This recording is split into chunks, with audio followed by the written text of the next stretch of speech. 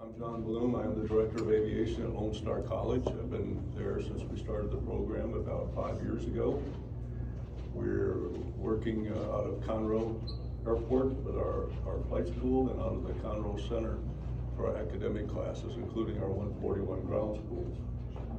Right now we have 16 airplanes, 2 Senecas on top of the 172s, and about 16 flight instructors and 5 dispatchers working in the program, along with our in-school professors who teach the academic courses and the Part 141 ground schools.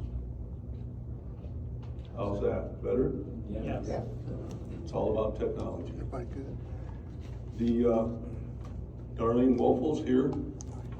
She was in the airplane the day. She was the reason I was in the airplane, because it was her multi-engine check ride day. And it all was going good for the first 20-25 minutes. Then it all hit the fan. Again, I want to express appreciation to the 99s, the FAASafety team, the FAA, and really all the folks that played a part in recovering us from that field up by the lake and getting me back so I can stand, and getting Darlene back so she can sit upright, which she's doing pretty well being as young as she is. That all works. Everybody in this room has a passion for aviation, otherwise you wouldn't be here.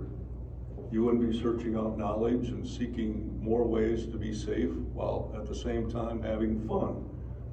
Whether you're flying in a light sport aircraft or a big airliner, it's all fun.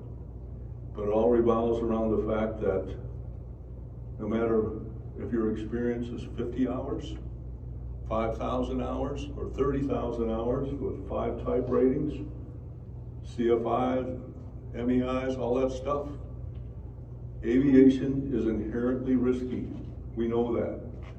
It can bite you at any level of your experience or on any day. The day we got bit, it was calm, clear, and sunny. It wasn't even very hot. One of those perfect days, those Chamber of Commerce kind of days, CAVU kind of days, that we were hoping to not only enjoy a successful check ride, but a good chance to fly in a multi-engine Seneca. The experience level in that airplane that afternoon, you know, Darlene, I mentioned she was taking a check ride. Don't think she's some rookie hot dog student pilot. She's a commercial pilot with an instrument rating, and was just about to finish her multi-engine rating on her commercial. So I didn't have an inexperienced student pilot in the airplane. Me, I'm old, so I guess getting old, you're supposed to have experience, but it's been a good ride for these last 50 plus years in aviation, both in general aviation and the airline world. And just give you a little background, you know, I retired from United in 2018. I was a captain on the 777 here in Houston, check airman, and thoroughly enjoyed my 35 plus years at United, but really enjoy working with the students at Lone Star College. I was retired for about 4 months before my wife said, "You got someplace to go?" And just at that time, Lone Star was thinking about starting their aviation program. So I became the chief instructor, the program examiner, and the director of the program at Lone Star. And I do check rides for not only private pilots, instrument ratings, the commercial, multi-engine, CFI, CFII, MEI, and ATP. I'm not a DPE, I'm a program examiner, so I only work within the 141 program to do all those things. If I was a DPE, I could make a lot more money. Hope I didn't offend them. They're all good friends.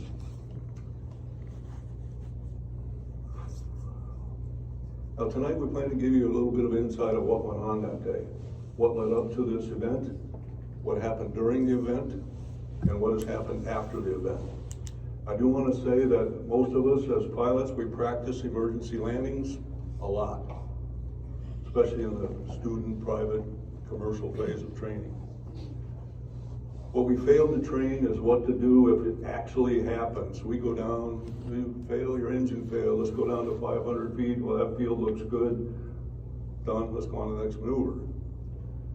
That didn't happen this day. We knew it was for all the marbles.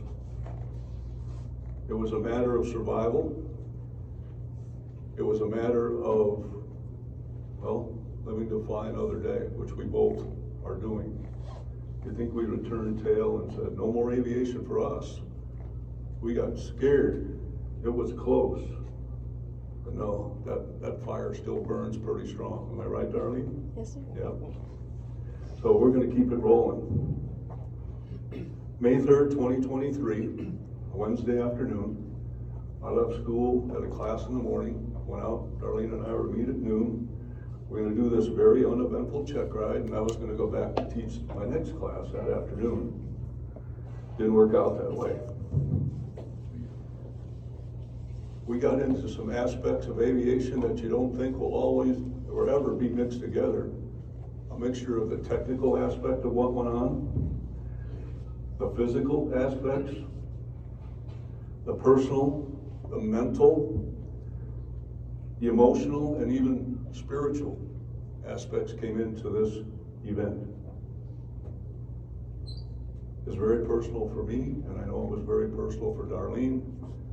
And because of what we went through, I'm sure that she and I are going to be the best of friends for the rest of our lives. I found out a lot about Darlene that day. Again, not a rookie student. We transferred from being an examiner and examinee to a crew. For those of you who have flown an airplane with more than one pilot, you know what it's like to be on a crew. I do. And that crew worked together. We were able to get word out so that we could be found. And I understand I met a young lady at the air show, and Sky, is it? And Sky, and I haven't met you, but we'll get into that, and thank you for being there that day. That helped a lot. We're going on a multi-engine check ride. We got in 28 Hotel Echo. We nicknamed it a long time ago High Explosives. I have no idea how I got the HE numbers on it, but that's what we nicknamed her. And don't get me wrong, she's a good airplane. Never to fly again, but she's a good airplane. She got us down and took the energy away from that impact that would have been saved for us. And if you don't understand energy management in an airplane, you should, because it can save your life. We took off on runway 14 at Conroe. We started out about 12:40 or so. We did some things in dispatch and got to the airplane. We had a really, on a check ride, you know, the walk around goes a little longer than normal as we go through things. And, we got the airplane going and taxied out. And Conroe was kind of busy at times, and got out to the 14 run-up pad, and it's a fairly lengthy pre-flight run-up for the Seneca. And obviously the student is doing it very meticulously. A clearance to take off on runway 14, and our plan was to turn left and head north-northeast bound toward Lake Livingston. Climbed to 3,500 feet just under the Bravo until we got out closer to Lake Livingston, and the first maneuver was going to be steep turns, commercial type, so 360 turns, left, right, whatever. Darlene understood, got into the first turn, beautiful. Did the right turn, beautiful. Roll down in the heading, in my mind, I'm thinking, she's got this nailed, the rest of this should be pretty easy. So we came out of the second steep turn, heading north. We said, well, let's slow down, do some slow flight, reconfigure, do some stuff to get the hang, see if you can handle the airplane. As soon as we slowed to about blue line or 100 knots or so, there was a shotgun blast went off behind us. I mean a bang. And as soon as that bang happened, I looked over at Darlene, while at the same time, the control wheel came all the way back to the full stop. Hit us right in the chest. We're slow, but the airplane pitched up about 40 to 50 degrees. Being that slow and that abrupt control input, everybody knows what accelerated stall is. Definitely we got the red light, the horn, and the airplane, obviously I said to Darlene, those words I couldn't take back, Darlene, I have the controls. I said, sure. So we pitched up and I added the power because it stalled, and immediately the control wheel went full forward, bang to the stops. Boom, down we went. I saw 30 degrees nose down and nothing but a windshield full of ground. Pulled the power back, boom, it went to the back, but this time I didn't put so much in and it sort of stabilized a little bit. And I said, Darlene, I don't know what happened. She said, I thought you were doing this. No, it's not part of the jet ride. So I said, Darlene, try to get word out to the tower. We're still within 15, 20 miles and we still have the tower frequency on.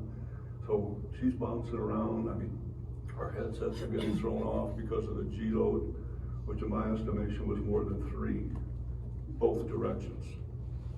She was able to get a mayday out from her headset while I was bouncing around, and she got it out. The tower heard it, but the tower's response was, what? Say it again? Yeah. I said, we don't have time. If you can't punch in 7700 on the transponder, and maybe we'll get a ping on us and help find where we might be going down, because I don't think we get back to Conroe. She's bouncing all over, hit 7600. And I looked, she looked, I said, that's close enough. So put that in the code. The tower got a couple of hits on us. And with the power, manifold pressure going up and down, you know, trying to find a sweet spot as we were just banging along, and then finally it settled down about 15 or 16 inches, which isn't much power. It wasn't enough to stay level. It was only enough to have maybe a 200-300 foot per minute descent. If I added power, you could feel these gyrations start again. Now, both of us on the controls could not overpower the stabilator. It wasn't that, oh, just pull up the nose, let's push the nose down. The force was so big that I was pushing as hard as I could, or pulling, and Darlene was helping. It was so much that I thought I could break something more and not have as much control as I did at that point in time. So what do we do now? After this settled down and we found a good pitch and power setting, I thought, well, this isn't so bad. Maybe we turn toward Conroe. By then we were heading west-southwest, south of Lake Livingston. And the back bulkhead, in the back of the passenger seats, which we don't have in our airplanes, that popped out, fell on the floor. I turned around and looked, and I could see back in the fuselage. And what I saw said, you're not getting back to Conroe. In fact, you better get on the ground within minutes. The whole rivet line was coming apart that held the tail on. I could see sunlight through the side of the airplane. It was a bright sunny day, and when you see the sun come in and there's a shadow of beams of sunlight coming in the side of your fuselage, it's the row of rivets that's right behind the static ports, which the whole tail is held on. NTSB looked at that after the crash, and I talked to them a week or so ago. There's 154 rivets in that circuit around hold the tail on. There's 13 left. Wow. I didn't tell Darlene that. She had enough on her mind. So we said we got to take what we got. And as we started talking, trying to get our headset back on where we could talk to each other. What are we going to be concerned about? Well, the first thing is, when we did that maneuver, those steep turns, we always do that clearing maneuver, and part of it is to say, hey, there's a clearing, that if something goes haywire, you might be able to land there. Well, in that area, the big forest, there's not a lot of clearings. But we saw one, it wasn't that big, but here I am in a perfectly good multi-engine airplane. What could go wrong that would make me need to go to the ground right then and there? Well, this happened. So we had that in our mind, so that's where we headed, which was west-southwest of our position. Again, no wind. Knew there was 6 inches of rain the night before. So that area is all swampy, you know, just people put cows on it or horses, and so it's going to be mucky wherever we landed. And because of that, I said, I'm not putting the gear down. What the gear will do is it just stick in the mud, and if it doesn't break off, we're going to flip. And you need to stay right side up when you're doing an off-field landing. The other thing you need to do is worry about fire. Did you want to say something? Oh, sorry, no, I was waving, so. Oh. It's you again? We talked about fire, not to be scared of it, but to prevent it. What are you going to do to keep that? We took off with 90 plus gallons of gas, and we were in 85 gallons of fuel still left on the airplane. We only been in the air 20, 25 minutes. That could make a big boom. So we want to land kind of soft. And anybody knows if you land more vertically than horizontally, it's going to hurt. We had some vertical component, but we tried to keep it more horizontal than the small space would allow, which brought into the fact our airspeed, 140 knots. If I slow down, I'd get the pitch starting. So what are you going to do? You're surrounded, the area's surrounded by trees. It's pretty short. I guess it's about 2,000 feet long after you clear 140-foot tall trees, and we're too fast. If I change the flap setting, it pitch up, pitch down, change the whole dynamics of the stabilator, and we're going to go into that in a second. Elected to land with no flaps, and decided, based on some information or just some talk I had a few months ago with some firefighters, guys that fly from the air, dump on fires. They were working out at Conroe, and we had coffee, and they said, man, if you gotta go down in those trees, go through the green stuff. Don't go in the dead stuff. The dead stuff turns to concrete. The green stuff should give you maybe like going through a hairbrush, which was our plan, to take 20, 30 knots out of our speed and give us a better angle to head toward the ground without having that gyration, where if it went face down or nose down, we'd have been in big trouble. So that was our plan. In addition to that, to keep reducing the fire, when we got in the trees, shut the engines down. We didn't want any gas going someplace where it could get hot in the engine, so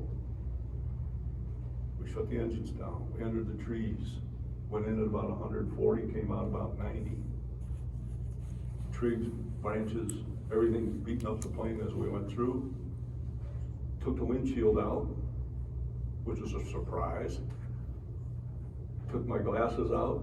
I don't know, did you ever find your glasses? I don't wear glasses. No?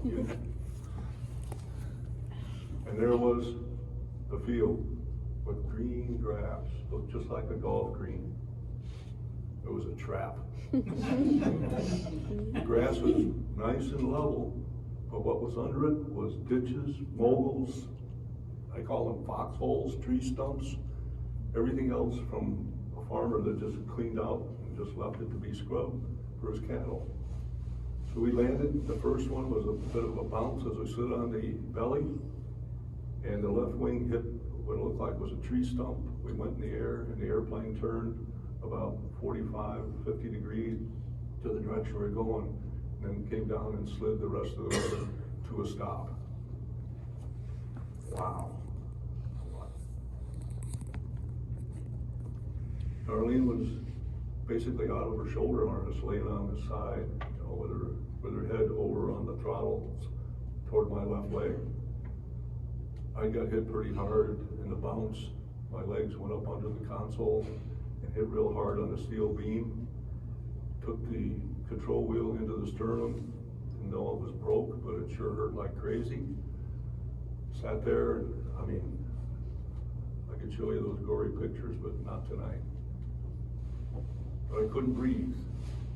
Darlene had gotten a hit in the head, very hard one, and I was sitting there, I can't breathe, trying to get a breath in.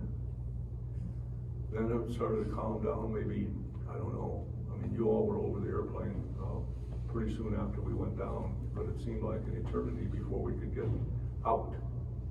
And out we wanted to do. Once I got a breath, I said, Darlene, we gotta get out of here. Because the gas has probably escaped by now, and we gotta get away from this airplane. The door was a bit mangled. I just pushed it open. The hinges came off of my hand, threw it out over the right engine, got the seatbelt off. I don't know how I did it, but I was able to climb out on the wing, but the wing's down on the ground. Remember, the gear wasn't down. Turned around, Darlene was coming around. She was fairly coherent. Grabbed onto me, got her up on the wing, and we dragged ourselves as far as we could go away from that airplane. We had no idea which way to go, because we didn't know which way civilization was. We're a little bit disoriented. So as I said, and I'll go back to that, continue that story in a moment, but aviation is more dangerous than the sea. And mankind's been plying the sea for a lot longer with a lot less technology. There's a boat, Archimedes instead of Bernoulli, right? But if we're careless, if we don't have the capacity to deal with what's thrown up in front of us, and we neglect one detail, it could result in more injury and possibly loss of life. This is the track we took out of Conroe. You can see us coming out of Conroe at the bottom there, and fly northeast bound toward Lake Livingston. You can see the little hairpin in there, that was the steep turns. And then flying northeast bound, bang, boom, we gotta do something. It was happening so fast, FlightAware didn't copy it all. It looked like we're flying nice and level. Actually, we were doing this, but so fast, they couldn't pick it up. We actually went down that clearing near a place called Evergreen. It's near Cold Spring. These are little places out in the forest. And it was the Cold Spring emergency responders that got the word to come get us. And you can see the landing was a bit rough. Only one way out of the Seneca, that right passenger door. If need be, we could have gone out that mid-left baggage compartment. But the door came off, got out of the way, and away we went. So here we were in the field, getting out of the plane, and trying to find a place. Did you ever think this through? We got out, and the place is full of fire ants, crawfish tubes, wild hogs, maybe a snake or two. So we're staggering away and finally found a piece of dry ground, and we're pretty much out of energy anyway, physically. So sat down. I actually turned and Darlene sat down, and I had to lay back. Couldn't sit up any longer, still feeling that hard to breathe thing. As I laid back on the ground, blue sky, looked up, there's a Cherokee up there. Whoa. At the same time, I found my cell phone in my cargo pants in the lower loud. I had to call 911. What's the chance to get a signal out here? Are you kidding? I can't get a signal inside my own college. Pull up the phone, hey, I got a signal. Hit 911, got a hold of the dispatcher, had to explain who we were, where we are, and she said, you what? Yeah, we did. We crashed in the field. We were in an airplane. We're calling from a cell phone. Can you get a ping on it? Just a minute. Yep, we got you. And I said, there's an airplane above.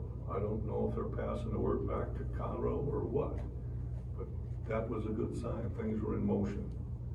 Help was in the way. Darlene was in a pretty bad way. I mean, it was, you know, thinking about it now, it still gives me the chills that we went through this. Can't see in that picture very well, but that rivet line right between the 2 and the 8 is pretty much where it was coming apart. The rest of the belly buckle was from the flop into the ground.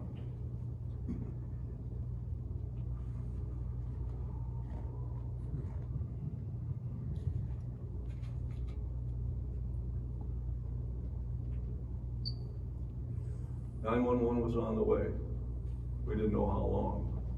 Time was really not, you know, I didn't know what time it was or anything. Turns out it was only like 25 minutes. I thought it was hours. We sat there and waited, and then Cessna 172 showed up over us, looks up. It was ours, from our school. So the communication gap was closing, and we're feeling better and better about our prospects of getting out of there in one piece. Although I did get 9 fire ant bites. How many did you get? 2? 3? 3? Those little rat bastard, I can't. I hate fire ants. But now,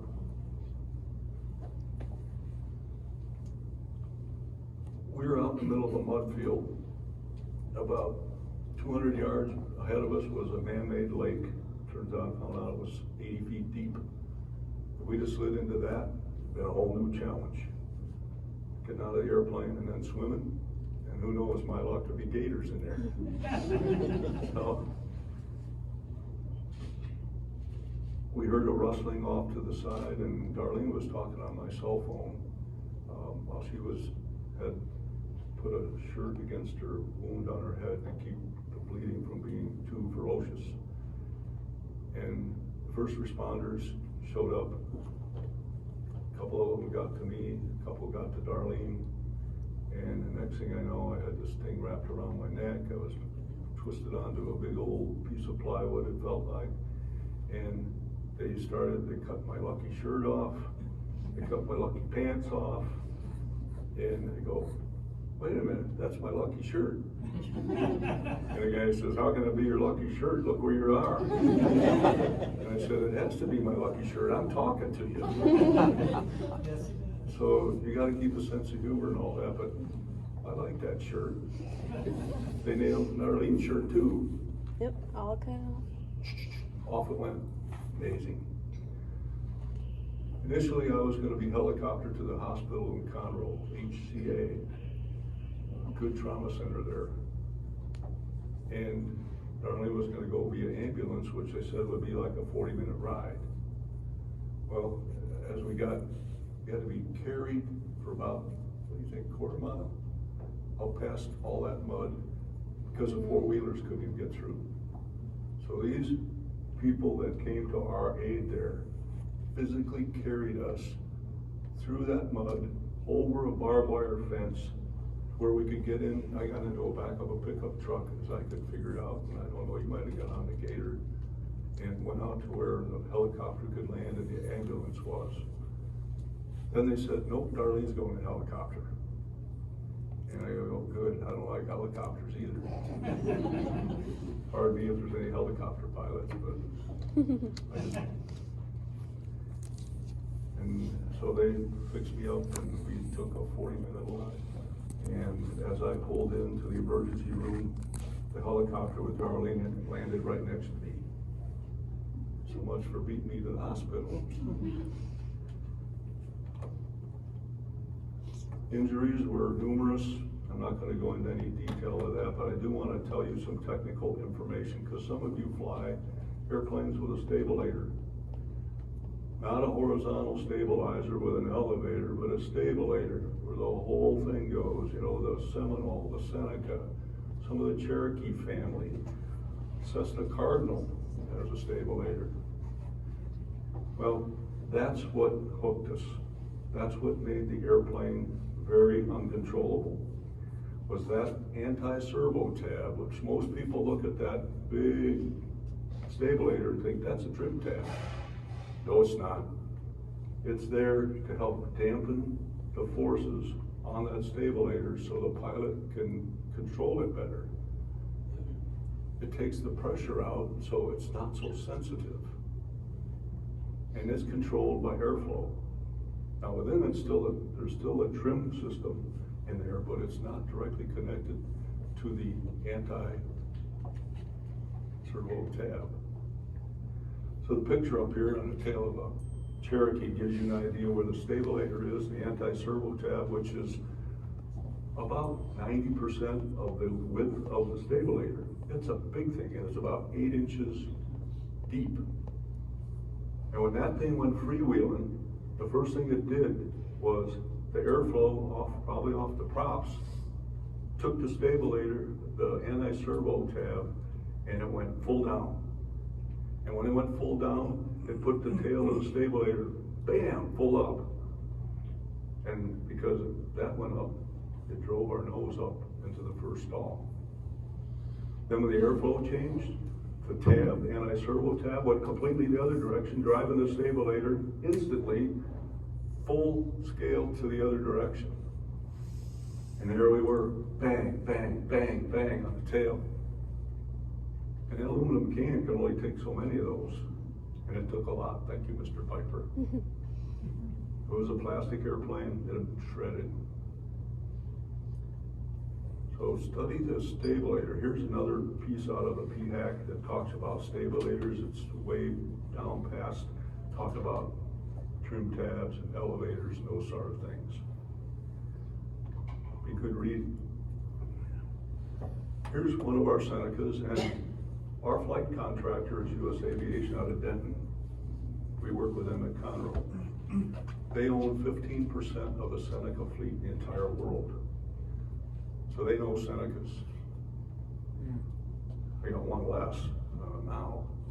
But that's Dave, our maintenance director up in Denton. He's just trying to explain what happened. And when the NTSB called and heard me talk about what we heard, what we felt, he knew just exactly what the field agents need to go look for. It took about 5 minutes after they got to the airplane to figure out just what went wrong. Underneath that anti-servo tab is a connection that hooks to a rod. Get a fairly good view, but I want you to look there. There's a bolt. It's a cadmium plated bolt. It's about a 1/2 inch in diameter. On one end is the head of the bolt. The other end is a capstan or castle nut, and it's tightened to a spec. And then there's a safety pin or a cotter pin that we inspect every time. Oh yeah, it looks good. The head looks good. The bolt looks good. The cotter pin's there. Good to go. And we'll look at the other side of it. You know, some of them, these airplanes are from the mid to late 70s. And there's nothing in the book that says you need to replace these bolts every so often. There is now, because somehow that bolt sawed itself in half. And when that severe pressure on that connection, that was the bang we heard. Bang, it came apart. The bolt failed drastically. And if you look, this is our airplane. This is at the site. NTSB is the one that took this picture and look, just what we thought happened, the bolt's not there. The rod's not connected to the anti-servo tab, and it was freewheeling. And it was quite a ways away from where it's supposed to be. Now, in that bracket that hangs down from the tab, that bushing and hook to the rod goes in there, and that's where the bolt goes through. When I got a call from the NTSB after they said, yeah, we verified what you said and it was a broken bolt, I go, well, is that a good thing? He says, well, we know the probable cause. Now we have to dig deeper and find out why that might have happened. So So they started a full-scale look at maintenance on the pre-flight, any write-ups in the plane that had anything to do with trim or elevator control or stabilator control. There was 2 recent write-ups in the plane where the trim came we call it unwound, and the mechanics had to go in and hook the trim cables up. But in no time did they ever touch that bolt. So I couldn't figure out, was it mechanical error? Or was it a 50-year-old bolt that just got tired under all the stress? So we'll come to that in the next phase, but what he told me at that point in time, it was like 8-9 days after the accident. I'm sitting in my living room at home. My wife was not too far away, and she could hear on the phone what the NTSB inspector said. Sir, we've investigated a lot of these types of accidents. Oh, really? And then he said, and you're the first pilot we've ever been able to interview afterwards. That gave me a little chill, it still does. But now this is why we're doing this. So you can understand what a stabilator is, how to take an airplane from perfectly good flying condition to a junk pile in the middle of the field and still talk about it. I told you that we got out of this thing. Somebody, I don't know if it was one of you or our airplane, took a picture from over the site. And what a mess. You can see that the debris track came in, almost 90 degrees to where the airplane's sitting. And in the red circle, that's Darlene and I. That's as far as we got. Out in the middle of who knows where. There's a red circle. Don't see the circle. At first I couldn't see the red circle. It's there. It's over there a ways. I wish I could blow it out bigger, but you'd see me. Well, this is before the responders, so I still have my pants on. My lucky pants. Yeah. Now, seeing it from another angle with the state police and the highway patrol took, wow. As I said, the Piper took a hit. It dispensed a lot of energy as we dug into the mud. Thankfully, it wasn't hard as a rock. The trees were green and weren't like granite. We didn't do anything to stick the plane in the ground and make an abrupt stop. Although we did find one of the wheels had broken off and it was behind us, but I don't know how Energy it got done. dissipation. Yeah, so every little piece of dent, of slide, of piece breaking off, that's less energy that the human body, which is nothing but a bag of water, has to withstand. And we did it.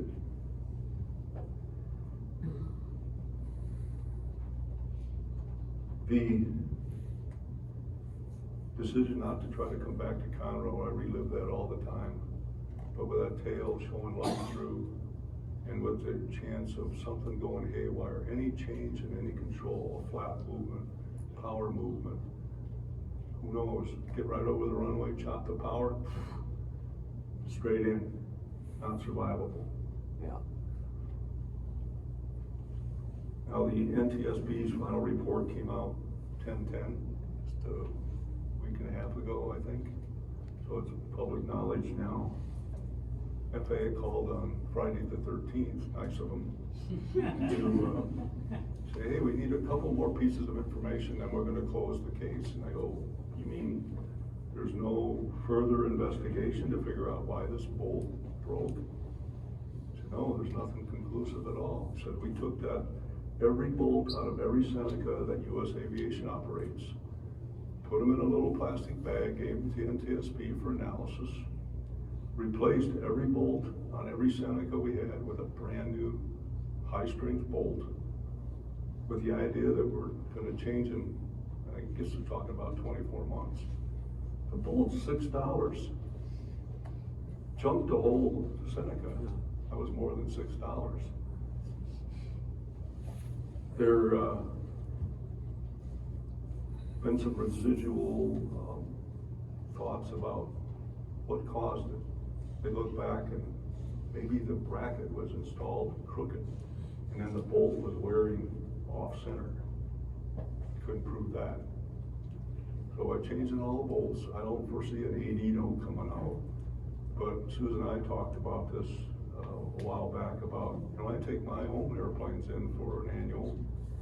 It's a small price to pay to change the hardware. Especially one that holds your life in its hands.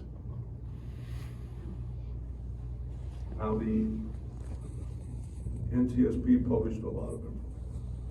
And I want to tell you that the very next morning when I woke up in the hospital room in Conroe, I opened my eyes and there sits my wife. And next, there's some guy sitting next to her. I go, who's that? He goes, I'm with the FAA. And I'm here to help you. Yeah, doing my job, okay? So I said, you know what? I don't know what kind of drugs I've got, but they were pretty powerful. And I said, anything I say, we better run it through a filter. So he was doing his job, nice.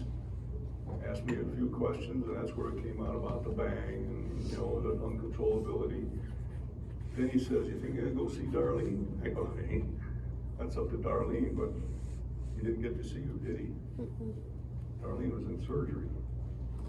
So, You the got FAA hurt was good throughout it pretty all. bad, didn't you? NTSB was wonderful in it all. All did the job. Our accident protocol at our school and our college, people got the word, passed the word to the right people, advised the right people, got help to us as soon as possible, and we were back in our own homes, 3 days. Hospital in 5. So, man, I hate the hospital. Darlene laughed because every time I go walk Mosey to see her on my daily walk, you know what a hospital gown is?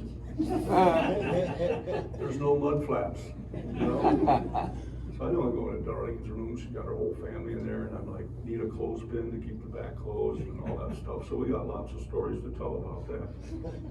But Darlene, you should come up here. Darlene's not real keen about standing out in front of people. I said, these are all pilots and aviators. Come up here. There we go.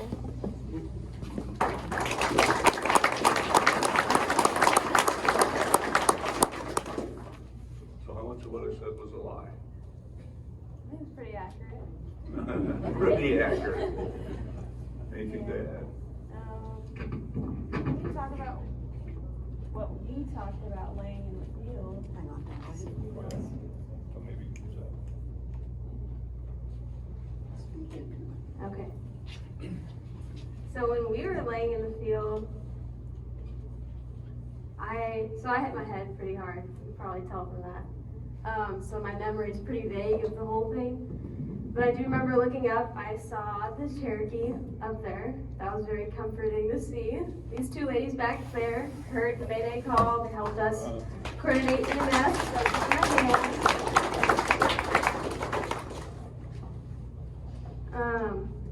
But as we were laying there, we didn't know how soon we would get help or anything like that. So we just held hands. We just decided to pray. Something Couldn't hurt, right? Yep, what's the most you could do? I was just praying Psalm 23. I don't know if you're familiar with it, but it says, He makes me lie down in green pastures. So, for me, a big part of the accident was just seeing people come together, and a big part of that was people praying for us. So, strangers were doing it, my family was doing it when they found out. For those who heard about the accident the day of, thank you for praying. It meant a lot to me and John. So. One more thing, and then we'll be glad to certainly answer some questions if you have them. But I looked at what was in the NTSB file, and a few days after the event, they asked me to write what the suggested solutions would be. Now, granted, I wasn't on the drugs yet. I had gotten off as soon as I could. But what I said, I know you have to read it up there, but let me read it to you. I read it and I thought, wow. Without knowing the cause or causes of this event, it is difficult to suggest solutions. However, it is apparent that training and experience plays a part in mitigating the severity of an in-flight control problem. Also, following policy and procedures, such as identifying a landing spot before maneuvers, can come in handy and cut down on planning time in the heat of battle. Training in emergency landing should be more than simulating an engine failure, picking a landing spot, and descending to 500 feet. Part of the training should include consideration of energy management, airplane configuration, fire mitigation, and personal injury. Some consideration should be given getting out and away from the airplane. Pitch and power should be taught in more depth to understand what the airplane wants to do and what to do if it is not being agreeable. Understanding what generates a phugoid, I learned that word in our accident I was directly involved in, of Flight 232 up in Sioux City back in 1989. Or a Dutch roll. I don't know what that is. It's pretty severe in swept-wing airplanes at high altitudes, and that Seneca is known for pretty hellacious Dutch roll characteristics. In fact, make more people sick than anything else. And how to counter them as a useful tool for airmanship. Was this a mechanical failure due to age of the plane? Was it a one-off for this particular plane, or possible in the entire fleet? Or can be learned after official reports and reviews are submitted. Those are all done. Hopefully you learned something. You know, we enjoy this interchange this evening. It's somewhat therapeutic. Oh, my butt still hurts. Probably will for a few more weeks. I know Darlene had some serious broken or some issues in her back, but last Friday, you idiot, she went skydiving. And before that, did some aerobatics and things like that. She wants to get back. And one thing that happened when we were sitting in the field and started talking, she said, about the check ride, does this mean I passed? And I said, I can give you the steep turns and I can give you the emergency landings, but we'll probably have to do a couple more. So we're anxious to get that behind us. And Alexander Graham Bell, you know, was a father of the telephone, but he was involved in aviation as well.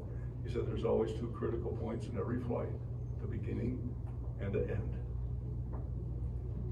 This is our end for this evening. We'll turn it over. If you have any questions, we'll be happy to answer them. Sure. You mentioned that after you crashed, you were able to remove the door relatively easily. Yeah. Did you crack the door in flight? That's one thing you didn't mention. You didn't? No. Okay. No, we thought of that, but we thought with the door cracked, it would remove some structural integrity from the fuselage. Sure. And we wanted to take more of the hit, and it did, because it buckled.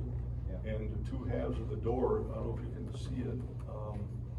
If you look at it, I can't blow it up, I don't think, but you can see the door, the top 2/3 is gone. The bottom swung open by itself, but the top was still latched, you know how Yeah, it's the got Pipers two are. doors, yeah, sure, yeah. But man, it came off, and I could get rid of that, and the bottom swung out. So, you know, like I said, we gotta get out of here. So I'm not, follow-up question is something else you mentioned, and I'm certainly not a fan for needless ADs. We have many of them already. But if you have a single point of failure in, quite frankly, airplane, why would one not have an AD for something that critical to just have to replace the bolt every 3 to 5? I don't know. There's some reasonable interval that's less than 50 years since it was made and greater than 6 months. Especially since the Seneca is probably the most AD'd airplane out there. It's got a few. So, yeah, I thought sure that that's what the FAA would come out with. I mean, there's an AD for example, on the 310 trim tab, there's an AD on the bolt that goes in there, Yeah. basically because, I mean, when I read it, it pretty much said, we just don't know the integrity of these bolts anymore, so change them. And I feel like, certainly if I had a Seneca after hearing, that was a fantastic presentation from the plane. We were both very blessed. And I'm sure you're aware that Turbine Otter also lost its trim tab contemporaneous to you, and it just did one fluid into the sea, going all night on board. Unrelated but similar structural failure. Yes. So, thank you very much for your time. John, kind of adding to that as an IA, a lot of the things that I've been seeing in the seminars that I've been to the last couple of 3 years is the aging fleet. The manufacturers never believed that these airplanes would go this long. And, you know, we're flying airplanes, you know, a 48 Taylor craft or, you know, Yeah. back in the 40s.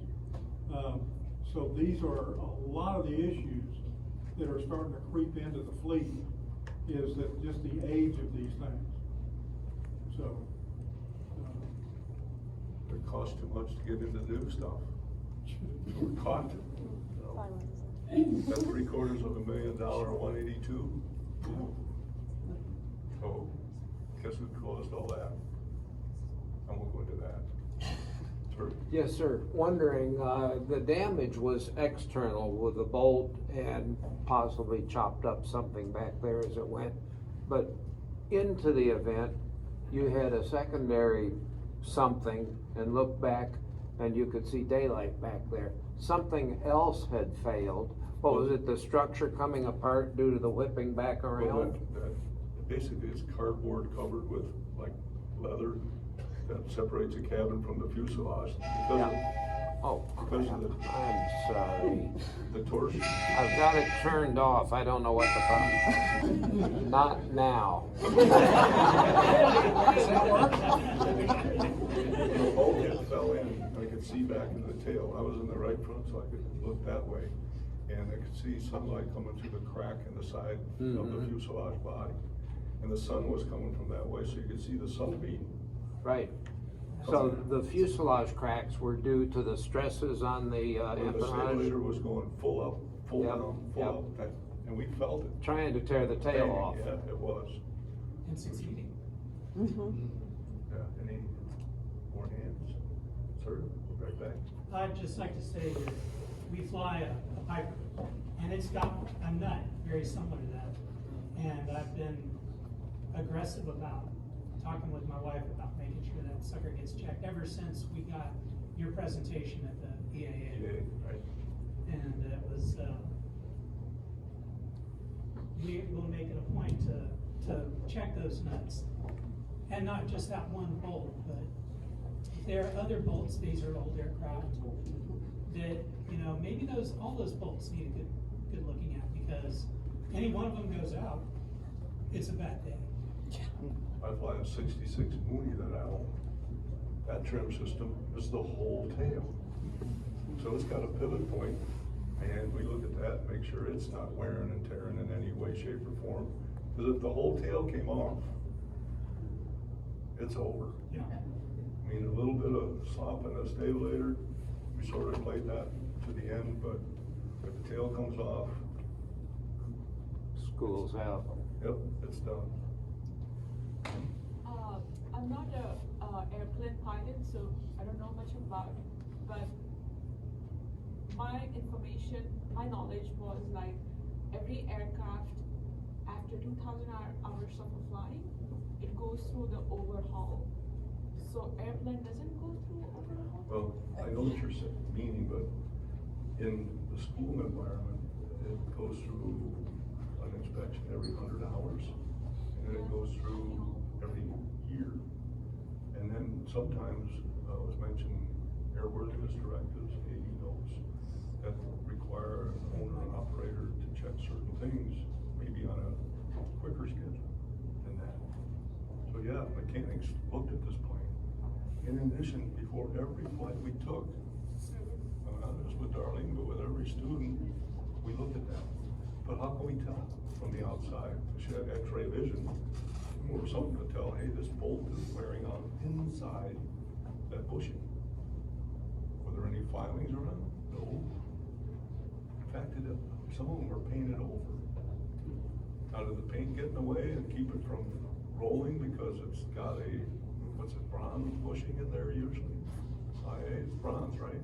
that bushing, I'm sitting here thinking about it, that bushing on that link, inside that link is a bushing that should be, you should be able to rotate it. Right. To prevent that from freezing to the bolt and allowing the bolt to turn as that turns every time. And we found that a painter painted over it and it was kept from the outside from being able to turn, so it could build up stress And it as could it's be moving. So that that's why not I'm necessarily shocked. in that rod linkage, also back where that tab, where that rod comes up into the tab and the bolt goes through, if that bolt is turning as that tab is moving, It's a salon. that tab piece, that metal piece on the outside is rubbing and wearing on that bolt. Yep. That can create, even if it's just, it's not really wearing through, it just creates a big scratch, or what we call it, a stress riser. Yep. Everything, when you have that, when that happened, of course, the stress didn't create it, but you got stresses on that thing that can make that crack and break at that point in time. Right. So, and then there's things like corrosion, those are things that we're really looking at, and we're getting a lot of, push from the FAA on the maintenance side of the world, is corrosion. And you think, what you just talked about, think about this in the airline industry, when the jack screw on the 7.2s or 7.3s, were breaking, and there were airliners going in, and it was a problem with the jack screw on that stabilator. That was a DC-9. That was the exact same problem you had.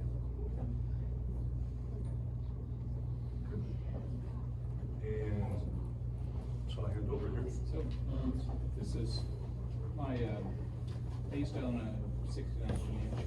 Could you speak a little bit louder? Oh, sorry. I used to own a 69 Comanche, and after I'd had it for about a year, my brother's an PIA, and he didn't live near me. I flew it into where he was, and he went over it. He found this bolt, Whoa. and he said, and he freaked out, and said, it's a Home Depot bolt. It's not even an air. What went in, the airplane would, none of the airplane would survive, but the bolt would still be there because it came out of a store at the airline that was probably a $100 bolt instead.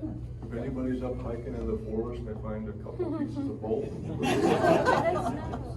you'd like to see it. Because it might say Tractor Supply on it And it's just, or anything else? And I'd like to. Luann, I was just gonna bring them up so everybody could hear this. These are the two young ladies who were flying in the Cherokee that was circling over. We have Sky Nolan, Jenna Gora. Sky was the CFI, Jenna was the student at the time, but has received her private pilot's license since then. They were flying a Cherokee and they circled over where Darlene and John were. So and John and I have talked about this before, and he thanks them and considers them very key in that whole chain that got them rescued. So would like to give a little appreciation to the ladies here. Thanks to you, partially to you, these ladies survived. Can you say something? That's what happened from your end. Yeah, so in case you didn't know, a lot of the 99s know, but Jen actually had her check ride 2 days later. So we were getting her ready for her check ride. It was actually the last flight I think we had scheduled until her check ride, so we were gonna just have one more flight, run through all the maneuvers. So we were out there working on maneuvers, and we'd normally, our school, we monitor Connor Tower's frequency when we're doing maneuvers and stuff. And we were just doing our thing. We were doing, I think I had just done an emergency procedure, and then we were going down to do turns around a point. And we happened to hear Darlene on frequency, and I kind of said, hey, we're gonna not keep going. And I saw them on our 4th flight. I said, hey, we gotta help them, right? And so I took controls from her. I had started circling, was trying to figure out exactly where they were, because she, I think, got 2 calls in before Tower couldn't hear them hardly at all and didn't know what they were saying. Kept repeating, say it again, what'd you say, didn't know what they were saying or where they were. And so I kind of didn't talk on frequency because I wanted to see if they were going to talk anymore, what they were talking about, stuff like that was giving them a chance. And when we saw that they weren't showing up on ForeFlight anymore, I started telling Tower, like, hey, we're in the area, we're looking for them. Nobody else was near us at that time. We were the only other 2 aircraft out there at that moment. And so I was flying, I was having her look outside. We ended up circling a field just a little bit to the east of where they had landed. And when we came back around, we actually saw them. So we called Tower, said that we had seen them or saw where they had landed, and then just started circling over the top of them. I had Jenna, looking on her map on ForeFlight and trying to figure out what roads they were near so we could give them like an exact location because they didn't have anything precise just yet. And I was flying. There was a lot of birds in the area, so I was mostly trying to get away from those, keep us safe as well at the same time. But we were circling over there, and it was just us and Tower talking.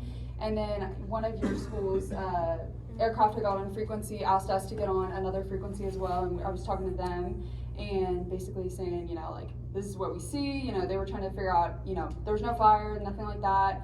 Could we see any movement? It felt like forever for us too, just as long, because we were sitting there. I'm having her look out the side, and she's like, I think I see something moving, and I'm like, don't say anything yet. We wanted to make sure, just because of the precaution of it. But once we saw both of them out of the airplane safely, we told Tower as well. At that time, their other aircraft was circling over the top as well. And once we saw emergency services get to them, we kind of left the scene at that point, just because there was nothing else we could do. We got what we needed accomplished. But yeah, that was kind of what happened for us, but we ended up coming back in 2 days later. She went to her check ride, got weathered out, but she got her private pilot license 2 weeks later. But yeah, that was our story. And I will say, just as a personal note, that all 3 of these ladies have become 99s since all of this occurred. We were very proud to welcome them into our chapter. And another note is, while the ladies have talked, it's the first time John has heard the story from them about what they saw in the air. So it's been quite an evening for everybody. Thank you. Yes. And thanks to all of you for being here and for coming and sharing with us what you went through and how you got out of it. Okay. Thank you. You're welcome. Now, from the 99 standpoint, everybody got blue tickets? And if you don't, raise your hand. You can go get tickets too. And sign in if you haven't signed in after we're done. But the little blue tickets, what we do is we do a drawing every month when we do this. And we will be giving away a couple of gift certificates that Woody has given us that are for merchandise or fuel.